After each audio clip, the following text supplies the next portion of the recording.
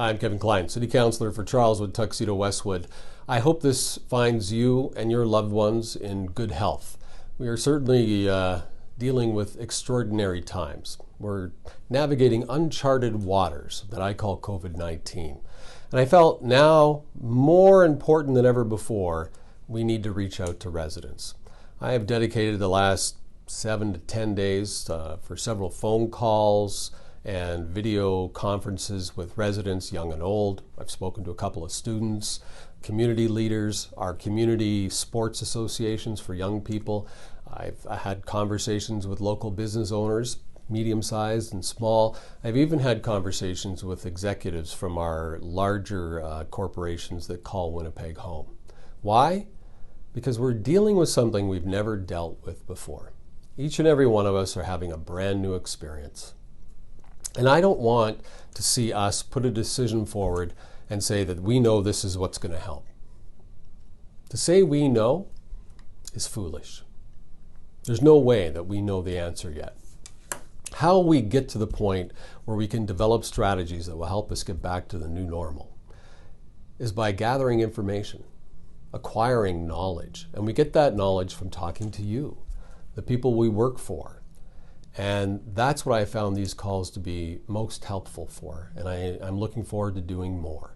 I asked everybody what challenges they were facing because of COVID-19.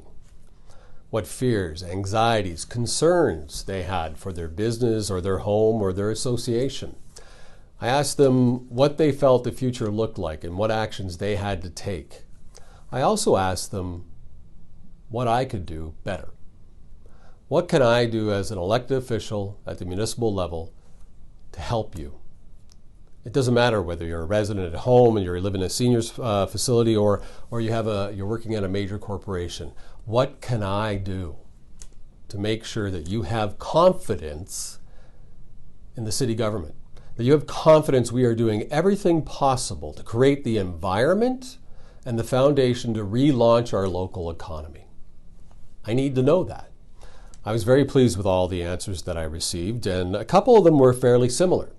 I heard from residents and business people in sports associations and small business owners that they would like the plan. What's the plan? They want to know when things are going to get back to normal and how. I got to be brutally honest, I don't know from a medical perspective. But I do know this. I believe we're in the best position and the best place in Canada to have COVID-19. If we have to live through this, we're in the best place for it because the actions of the Manitoba Public Health Office and the officials has been astonishing. Some people will look at the numbers and say they're so low, let's just get back to normal. But you should look at them and say, wow. The people representing our public health office have done an incredible job saving lives and lowering the number of people that end up in a critical health situation. And credit goes to you. You've saved lives. Now you might think that's a bit of a stretch, but I don't think so. When you look at some of the numbers from other provinces, other countries, it's terrifying. Your efforts to follow the social distancing restrictions and policies to stay at home are saving lives. And that's an important thing to remember. But I understand the purpose of a plan and having that knowledge. And I believe that when we do start to return to normal, it's going to happen in stages. I might be wrong, but that's what I see. I see that because you've heard from our experts and from global experts that we need to find a vaccine. So I believe they'll lower restrictions in stages. And if that's the best way to do it, great. So I would like to see us as a municipal government develop milestones. Identify what those milestones are by talking to you, by listening to you, by scrutinizing every decision we make, by removing the politics and doing it together. That's not happening now, but that's a video for tomorrow. We need that plan. You need that objective. You need that goal because I think it will help normalize the situation for many of us. I also heard that people wanted communication. Now, I'll tell you right now, everybody I've spoken to and myself, I cannot say enough about the work that the public health officials are doing with their daily press conferences at 1 o'clock, 7 days a week. It doesn't matter if it's a holiday or not. They're there, they're providing information, and they're trying to provide us with the reasoning why they're doing it. A fabulous job. I've also heard from individuals about how happy they are with the Premier standing up there, making announcements that we don't want to hear, and I guarantee you, I don't think he wants to say or tell you about, but they had to be made. And you have to give credit for that, but you also have to give credit to all of the elected officials at the provincial level. It doesn't matter what party, Conservative, Liberal, NDP, thank you. I know that each of you have to give up time with your loved ones, that you have to make sacrifices, and that you're dealing with lots of decision making and lots of issues with your residents. And I appreciate you being there, and I appreciate your service. So thank you very much for what you do. And I would be remiss not to mention my City Council colleagues. We may not always get along, but it is, I must acknowledge their work in their communities, helping residents, addressing their concerns and their fears, and getting information out. My objective after talking with our Westwood Resident Advisory Group was to start providing you with regular updates on the normal things. We don't have to talk about the case numbers or how many people are in ICU and such. We're going to talk about the normal issues. And I'm going to try to do that on a daily basis. I know I am not going to achieve that, so please forgive me now. But I will do my best to do it daily. I'll try never to miss 2 days in a row. And we'll talk about various things like this. Yesterday you heard about the layoffs at the City of Winnipeg. Just over 600 non-permanent part-time employees were laid off. These were people from libraries, pools, community fitness centers, arenas, and such. The city is going to top up their salary to 75% for 4 weeks. We are the last city, major city in Canada to make such a reduction. That's a different video for tomorrow. We'll talk about that then. But that information got out to the public, and that sparked a whole bunch of other concerns and phone calls to this office. And that was regarding the spring cleanup. Now, this is something that we expect, that we know about every year. We look forward to it in some cases. It is happening. Nothing has changed there. I've spoke to people who work in our public service. They're working towards that now. They're readying the equipment. They're on time. They're on target. They will be out there shortly doing the normal spring cleaning that you expect. I've had people call about road construction. I've received several emails about it and some very colorful social media posts trying to figure out why the City of Winnipeg isn't doing the work on the roads right now with less traffic. Fair enough. I understand. It made me question it, and I made a phone call to our public service and to an individual who works in the private sector in this field. They both told me that it is important to wait till you reach a weather milestone. Doing the work now would be a waste of time, money, and materials. Let's not go that route. All we need to do is wait for that weather milestone. And don't quote me on this, but it's a temperature, I believe, above 5 degrees for at least 7 days or 5 days in a row. Once we reach that milestone, then road construction will begin. Calls about potholes, that's great. That's a normal thing. We always talk about potholes. It's a running joke in our city. And we are receiving lots of calls about potholes. And we are out there fixing them. Not we.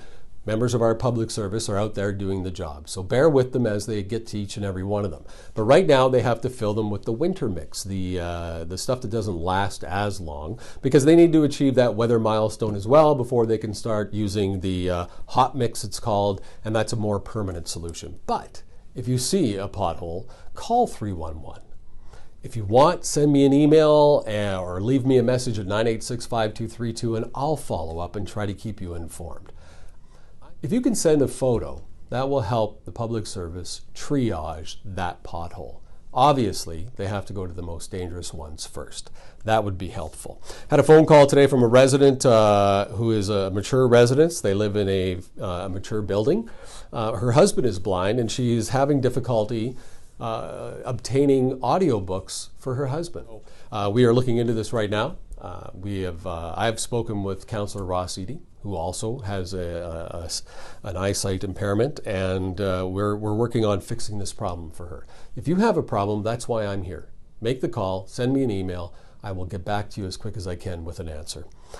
I want to also mention that you can go online. And I just told that lady this a few minutes ago, that audiobooks are available online at the library website through the City of Winnipeg. You can actually get a free library card right now and see what's available at the library today online and possibly in the future. Get back to the library and start taking advantage of those excellent resources. I want to mention parks. I've had a lot of complaints from people about seeing folks in parks. It is okay to be in a park if you're just walking. That's okay. You have to adhere to the 2 meters, 6 feet rule. You got to stay apart.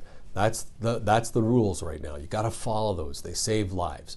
But you may see a group of 3 or 4 people together because they may be a family that live in the same home. So understand that before you make a comment, and understand that's why we have community ambassadors out there right now. They're providing information and material about why social distancing is important. If it actually has to get to a point where we have to fine somebody for not following social distancing when it could mean a life, man, that would be embarrassing. Let's not get to that point. When it comes to play structures, though, please stay off them. We have no idea how long the virus or a bacteria will last on that material. And quite frankly, it is not a priority to figure that out. The priority is finding the vaccine and getting back to the new normal. Stay off those play structures for now. Please talk to your kids about that. It is very, very important that you do that. We have some young adults, teenagers that will go to our skateboard parks. They'll play basketball on the courts, or they'll go to our outdoor rinks that had cement underneath. They're all dried up and they want to play road hockey. Have that conversation with your kids. And if you're watching it and you're of that age, I get it. You think you're invincible. I thought I was invincible when I was a teenager, but you're not. You're not doing it to fight the system. Okay, we were asking you to do it to help save a life. You could be, I believe it's called asymptomatical, so you could have COVID-19, but none of the signs. And you could give it to a friend who is also asymptomatical, and they won't show any signs. But maybe they have a relative that lives with them that has a pre-existing health issue. That would be devastating. So follow the rules. It won't be for long, and the more we adhere to these rules, the quicker we'll start to return to our new normal. Quick shout out to the Winnipeg Minor Basketball Association. They canceled their spring season. They want to protect people. They want to make sure that their young people and families are there for the next season and the next season and the next season after that. So thank you for making that decision. It's a very responsible decision. And I also want to acknowledge the board, staff, and everybody associated with the Folk Festival. I can't imagine how hard it was to make the decision you made, but you truly put us before the event. And I thank you for that. The Folk Festival for 2020 has been canceled, but I can guarantee Folk Fest 2021 will be the biggest and best ever. And I want to make sure that we all get out there and support it to show our gratitude for the Folk Festival folks putting us before them. Thank you very much for that. If you have any questions, concerns, as I said earlier, please reach out to me and I'll do my best to get to them. And I'll get you answers, no matter what that answer might be. Listen, stay safe. Please follow the rules. 2 meters, 6 feet. It's not that hard. Be healthy.